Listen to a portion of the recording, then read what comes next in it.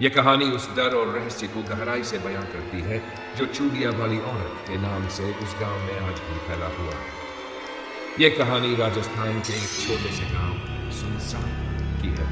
गांव बहुत पुराना था और वहां की सबसे रहस्यमयी चीज थी गांव के किनारे मौजूद एक पुराना कुआं। उस कुएं के चारों तरफ जंगली पौधे और पेड़ उगाए थे। गांव के लोग दिन में भी उस कुएं के पास जाने से डरते थे। गांव के बुजुर्ग कहते थे कि यह कुआं शांत है और जो भी रात के समय इसके पास जाता है वह वापस नहीं लौटता। कुएं से रात के वक्त चूड़ियों की झनझनाने की आवाजें आती और कभी कभी एक दर्द भरी चीख सुनाई देती थी। कौन थी चूड़िया वाली औरत? करीब 65 साल पहले गांव में पारो नाम की एक खूबसूरत लड़की रहती थी। पारो गरीब परिवार से थी और चूड़िया बेचकर अपनी माँ और छोटे भाई का पेट पालती थी। उसकी चूड़ियां गांव की लड़कियों और औरतों के बीच बहुत मशहूर थी। पारो बहुत हंसमुख और मेहनती थी, लेकिन उसकी जिंदगी में प्यार और भरोसे का अभाव था। एक दिन गांव के जमींदार के बेटे राजवीर ने पारो को देखा और उससे प्यार करने का नाटक करने लगा। राजवीर ने पारो से वादा किया कि वह उसे शादी करके अपने घर ले जाए। वह उसके साथ खूब समय बिताने लगा।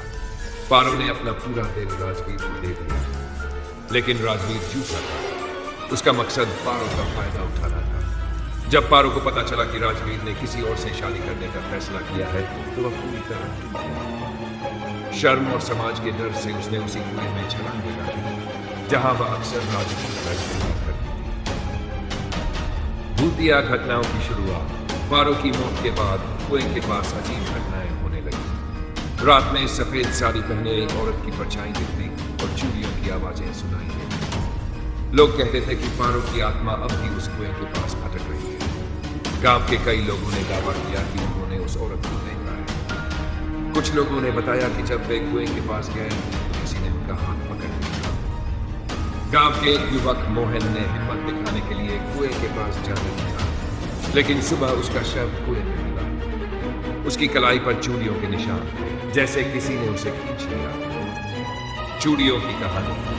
गांव के पुजारी ने बताया कि पारो की आत्मा इसलिए भटक रही है क्योंकि उसे इंसाफ नहीं मिला। राजवीर ने उसे धोखा दिया और उसकी आत्मा को चैन नहीं मिला। जब भी कोई औरत चूड़ियां पहनकर कुएं के पास जाती तो पारो की आत्मा रोने लगती। उसकी चूड़ियों की झनझनाहट उस दर्द को बयां करती थी जो उसने अपने जीवन के आखिरी दिनों में सहा। भूतनी का गुस्सा। एक रात गांव के कुछ युवक शराब के नशे में कुएं के पास पहुंचे। उन्होंने कुएं के पास बैठकर मजाक किया और पारो की आत्मा को चुनौती दी। अचानक हवा चलने लगी और कुएं से चूड़ियों की आवाजें आने लगी। उन युवकों ने देखा कि एक सफेद साड़ी पहने औरत कुएं के किनारे खड़ी थी। उसके हाथ खून से सने थे और उसकी चूड़ियां टूटी हुई थी। उसने चीखते हुए कहा, तुम सब मुझसे माफी मांगो वरना मैं तुम्हें चैन से जीने नहीं दूंगी।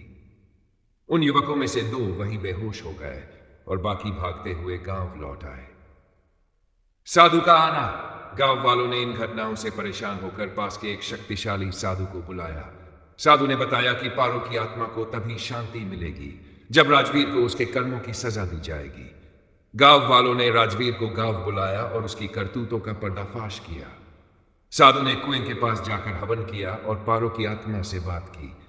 पारो की आत्मा ने रोते हुए कहा, मैं अब चैन से सोना चाहती हूं, मुझे इंसाफ मिल गया है। अंत। हवन के बाद कुएं आने वाली आवाजें बंद हो गई। पारो की आत्मा को शांति मिल गई, लेकिन गांव के लोग आज भी उस कुएं के पास जाने से डरते हैं। उनका मानना है कि अगर किसी ने फिर से किसी औरत के साथ अन्याय किया तो वह आत्मा लौट कर आ सकती है। यह कहानी हमें सिखाती है कि किसी के साथ धोखा या अन्याय करना कितना खतरनाक हो सकता है। आखिर इंसाफ और सच्चाई हमेशा जीतते हैं।